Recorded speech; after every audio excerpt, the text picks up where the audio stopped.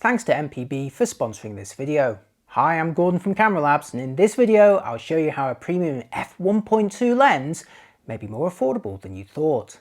These are the fantasy lenses most of us can only dream of, typically costing several grand new, but with some canny shopping you could actually have one in your collection without remortgaging the house or selling a kidney. It all came about when I first reviewed Canon's RF 85mm f2, a short telephoto lens for their EOS R mirrorless system, launched in 2020 and currently costing around $600 or pounds. Now this is pitched as their more affordable 85 for the EOS R system, and that's certainly true when you compare it to the high-end RF 85 1.2L, which currently weighs in at about 3,000. But several of you noticed that the older EF 85 1.2L Mark II could now be bought used for a roughly similar price to a brand new RF 85 f2. Yep, Canon's last mighty f1.2L lens for DSLRs, which originally cost over £2 when launched in 2006, is now selling for less than £700 used and easily adapted to new mirrorless bodies. Consider my interest well and truly piqued. To confirm the current pricing, I headed over to mpb.com, where I personally buy and sell all of my own used photo gear, and I was pleasantly surprised to discover that you could indeed buy a used Canon EF 85 1.2L Mark II in good to excellent condition from as little as £624, making it roughly the same price as a new RF 85 f2. Now I'm quoting pounds as I'm based in the UK, but MPB also operates across Europe and the US. So how do the lenses compare? As the sponsor of this video, MPB loaned me used samples of the EF 85 1.2L Mark II and the RF 85 f2, as well as a used EOS R5 body to test them on. Now at the time I made this video, the EOS R5 body cost around £4,300 new, or from around £3,300 in excellent condition from MPB, so that saves you £1,000 or enough to buy you a couple of quite nice used lenses. So all of the gear that you're going to see in this video is from MPB's used stock, and as you'll see it's in excellent condition. So stick around and I'll show you how the two lenses directly compare for landscape, portrait, macro, video and of course that bokeh. Let's start with their vital statistics, with the RF 85 f2 on the left and the EF 85 1.2L2 on the right. You can see how the RF version on the left is actually a bit longer, although once you add the EF to EOS R adapter to the 1.2L, this position is reversed. Unsurprisingly though, given the difference in maximum apertures, the EF 1.2L on the right is noticeably wider, and this is also reflected in their respective filter threads, 67 versus 72mm. Pick them up though and the difference becomes pretty dramatic, 500 versus 1,025 grams, making the older EF version over double the weight, and that's before even adding the adapter. There's simply no getting away from the fact that an f1.2 aperture needs a lot of glass, and that in turn makes for a much heavier lens, in this case tipping a kilogram and making a body feel much more front heavy in use, especially when it's mounted on the end of an adapter. In terms of build quality, you're comparing one of Canon's more affordable models against one from its luxury L series, but don't assume that the EF 1.2L is necessarily tougher or better sealed. As far as I can tell, neither lens is weather sealed, and with their inner barrels extending while focusing, you'll need to take care of both under wet or dusty conditions. That said, as an L lens, the EF 85 1.2L2 is supplied with both a lens hood and a pouch, accessories that you'll have to buy as extras for the RF 85 f2 model. In terms of controls, both are equipped with motor-assisted manual focusing rings, and while they do feel quite different in use, both of them are smooth and easy to adjust. Like Canon's other native mirrorless lenses, the RF 85 f2 shows a manual focus distance scale digitally on the camera's screen, while the EF 1.2L indicates it through an actual window on the barrel. Since both lenses do employ motor-assisted manual focusing though, you can't manually preset a distance on either with the camera power off. You can see me turning the EF focusing ring here without power has absolutely no effect. Both lenses have manual focus switches, but the RF version adds 2 more switches to enable optical stabilization and also to adjust the focusing range.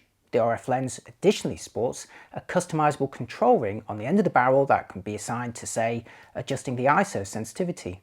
Which brings me to one of the biggest feature differences between the two lenses. The RF 85 f2 includes optical image stabilization, whereas the EF 85 1.2L2 does not. If you're using a body without stabilization of its own, this obviously gives the RF lens an advantage. And in my test, the optical IS did indeed allow me to handhold shutter speeds around 3 stops slower than without. But if you have an EOS body with sensor shift IBIS, you can enjoy additional compensation with either lens mounted. Here's the view with the RF85 f2 on an EOS R5 with all stabilization disabled, before switching it on from the lens barrel, which activates both optical IS in the lens and sensor IBIS working together, as indicated by the plus next to the hand icon at the top. It certainly steadied the view here. For comparison, here's the EF85 1.2L2 again on the R5 without IBIS, before enabling it in a menu and returning to a steadier view. Now you're looking at IBIS alone here, and I'd say it actually looks roughly as good as the previous example, aided by the sheer heft of the lens, making it less wobbly to handhold to start with. And here's a comparison when filming video, with the RF lens on the right using both optical IS and sensor IBIS, and the EF lens on the left using IBIS alone. I'd say the EF lens with IBIS alone is actually doing pretty well here, so I wouldn't worry too much about not having optical IS in this lens unless you have an unstabilized body. Oh, and for the record, for still photography, the RF85 with optical IS and IBIS gave me 4 to 5 stops of compensation versus around 3 on the EF85 1.2L with IBIS alone. Next for focusing, and you're looking at the RF85 f2 at f2, pulling focus on the EOS R5 with a single AF area in the middle. This lens employs one of Canon's STM motors, and while it's not the fastest focuser here, it's still fairly swift. For comparison, here's the EF85 1.2 at 1.2 doing the same focus pulls with its ring-type USM motor, which is visibly slower. Now you might say it's a bit unfair as the lens is open to a larger aperture here, so I repeated the test with the lens closed to f2, where it does remain a little more leisurely than the RF version. To find out if this is a big deal in a portrait or event environment though, here's the RF85 f2 refocusing on me as I stand at different distances. Now this is a single AF mode, so the lens is having to refocus every time the shutter is half pressed. And for comparison, here's the EF85 1.2 wide open to 1.2, and while it is technically a tad slower than the RF lens here, I'd say it makes little to no practical difference for this kind of work. We're talking split-second differences, and if you need a lens that responds instantly, you'll be better off with one of the RFL zooms. Maybe you prefer to film video, so here's a movie test with the 85 f2, where the racking speed is now set in the menus, and here the default value is providing a smooth, gradual focus pull between the bottles. And now here's the EF85 1.2 doing the same test, but at f1.2, where again the actual menus are dictating the response and racking speed, making this a rough draw using the same default menu settings. I should however mention that the older EF lens can become more audible when focusing for video. So if you're recording audio on location, it is best to use an external microphone with this lens. Sticking with video, both lenses are ideal for presenting pieces to camera with a really blurred background. You're looking at the RF85 f2, wide open to f2 here, with the EOS R5's face and eye tracking. And now for the blurrier background that's possible from the EF85 1.2 when it's wide open at f1.2. Both lenses actually took a few seconds to initially focus on me, but once they did, they coped fine with any movements back and forth.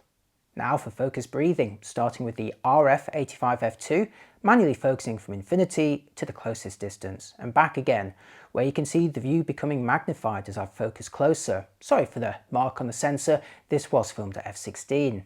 As you can see, there's quite a significant reduction in the field of view, but equally, it's quite a broad focusing range. For comparison, here's the EF85 1.2L, again focusing from infinity to its closest distance, and back again, where the view may also reduce, but not by anywhere near as much as the RF lens that I showed you a minute ago. But the EF85 1.2 has a much shorter focusing range, so if I roughly match it with the RF lens here, you'll see that their breathing actually becomes roughly similar.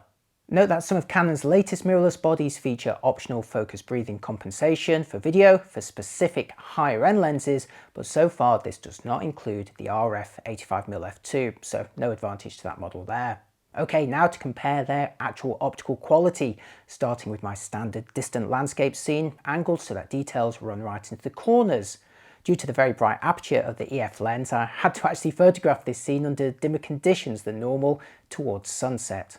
I'm starting with the EF85 f1.2L wide open at 1.2 here, and if we take a closer look in the middle of the frame where the camera was focused, you'll see details are pretty sharp right out of the gate. Let's now close the EF lens to f2 and compare it on the left to the RF85 f2, also at f2, seen here on the right. I'd say that closing the aperture on the EF lens to f2 has reduced some of the coloured fringing from high contrast areas, but the RF version on the right has started strong at f2 with the result that's a fraction crisper to my eyes, but not enough to swing a decision. Closing them both a further stop to f2.8 sees a very minor boost in contrast and sharpness, with the RF lens still a fraction in the lead, but for normal use they're very similar here when you're examining the middle of the frame. Let's now return to the EF85 1.2 here at f1.2 viewed in isolation, before moving into the far corner where you can see the details become softer. Remember, this is with the lens focused in the middle of the frame though, so we're also judging field flatness here. Now let's have the EF85 close to f2 on the left and the RF85 also at f2 on the right, where you'll see it's much sharper out of the gate in the corners. As I gradually close the apertures on both lenses, you'll see the EF lens slowly improve, but you're looking at closing it to f4 to f5.6 before the older lens will match the corners of the newer model.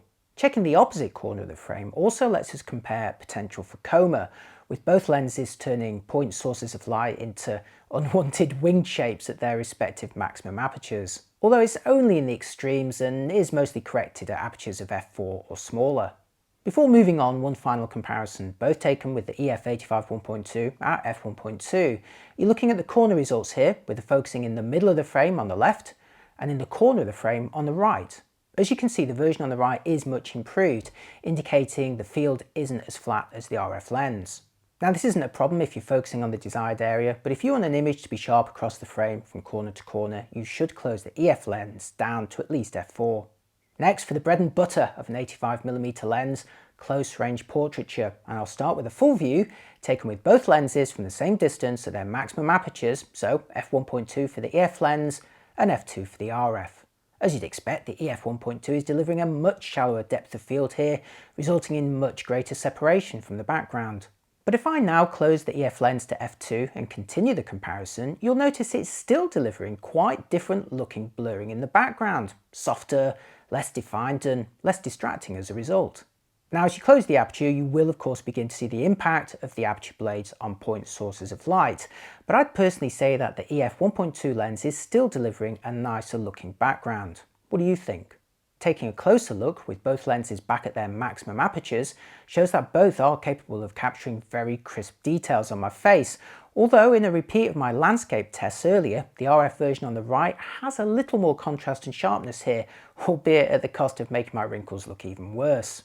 While portrait photographers may prefer the rendering of the f1.2 lens though, looking closely here does reveal some quite visible fringing due to bokeh, and this isn't exactly a high contrast scene either. Now this proved hard to reduce in post, even using the CA tools on the RAW file, so do be warned. Now the effect can be reduced by closing the aperture, but it's still visible. Here's another portrait comparison, again toggling between the two lenses at their maximum apertures to see the potential for bokeh blobs in the background. Both were shot from the same distance, but the flickering nature of the LEDs have resulted in different colour balances, so try and look beyond that and the colour of my face and concentrate on the background rendering instead. Most obviously, the EF85 1.2 is generating larger bokeh blobs from the same distance, but equally striking is the rendering of the window shutters, with the larger aperture lens delivering a softer, more blurred and ultimately less distracting background. I certainly prefer it when viewing the whole image, but looking a little closer again reveals those cursed bokeh fringes again. Continuing the bokeh blob theme, let's now alternate between the two lenses, again at their maximum apertures, but this time at the closest focusing distance of the EF85 1.2L lens, and that's approximately 95 centimeters from the focal plane, or just under a meter. With both lenses from the same distance, the EF 1.2 is obviously generating much larger bokeh blobs, and with softer edges too. Both lenses are reasonably well behaved here though, and while there's the usual elongated shapes towards the corners, there's little to no onion ring textures within the blobs. As I gradually close the aperture of the EF lens on the left and the RF on the right, you can also see the impact of their respective aperture blade systems. Returning to the 85 1.2 version here, wide open, it's no surprise to see it delivering the bigger bokeh blobs when both lenses are at the same distance. But remember, this is as close as the old lens would focus, again around 1 meter away. In contrast, the RF85 can focus almost 3 times closer, allowing up to 1 to 2 or 50% magnification, in turn allowing it to deliver much larger bokeh blobs. This shot was taken at the minimum focusing distance of 35 centimeters, providing the RF lens with useful close-up capabilities that are lacking from the EF model. The RF lens makes this even more usable with a focus limiter switch on the barrel. Okay, that's all the results that I have for you now, so have you made a choice between the two lenses yet? Remember, they cost roughly the same price if you buy a used copy of the EF 1.2.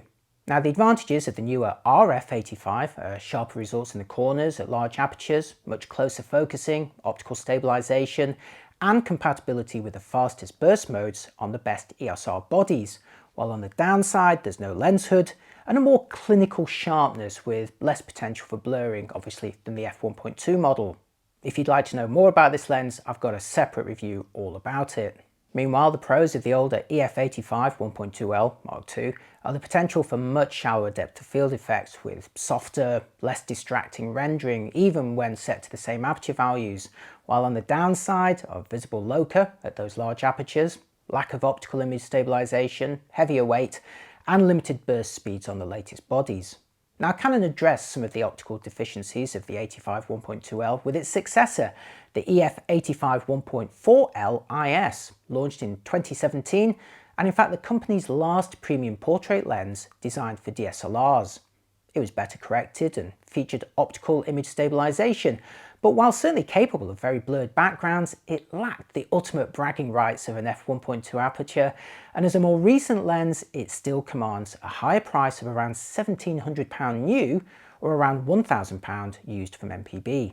Now, there are of course a multitude of alternative 85s, especially for the EF mount, but much fewer with an f1.2 aperture, especially when circled by the red ring of Canon's prestigious L series. Now, I'm not one to eulogise an older lens out of pure nostalgia or some sort of perceived respect, but for me the EF 85 1.2L Mark II really does strike that perfect balance between an optical design that's new enough to compete with the latest models on quality, but old enough to enjoy decent savings in the used market. If you've always fantasized, like me, about owning a high-end large aperture lens, but don't want to drop 2 or 3 grand on the latest new models, a used EF 85 1.2L Mark II will satisfy those desires without breaking the bank. It's the bokeh monster you can genuinely afford in your collection. If this sounds like a good plan to you, head over to mpb.com to compare the prices of used gear, or indeed to get a quote on any gear that you're not using anymore. I've been buying and selling with them for years, and I've always been very satisfied with their service. So let me know about any used bargains that you find or that you'd like me to compare in a future video. Thanks for watching, thanks again to MPB for sponsoring, and I'll see you next time. Bye bye.